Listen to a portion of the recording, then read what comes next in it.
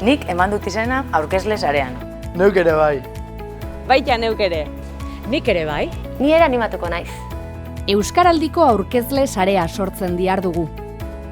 Elgoibarko entitateei Euskaraldiaren 2. edizioa aurkezteko sarea. Ni ere ba naiz aurkezle sarekoa. Neu ere bai. Baita neu ere.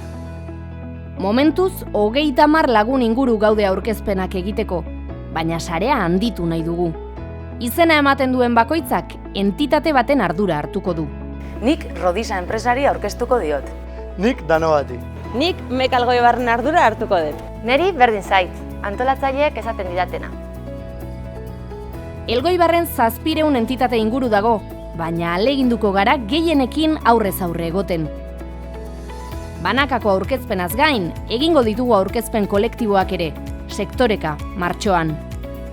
Nik Danobat grupen arduri hartuko dut. Nik Sanlo Eskubaloi taldeari aurkeztuko diot. Nik Etxetarri aurkeztuko diot. Ba, nik oraindik ez dut erabaki zeini. Gehiago eta hobeto egingo dugu, asko bagara. Horregatik behar dugu aurkezpenak egiteko prest dagoen jendea. Animatu zeu ere!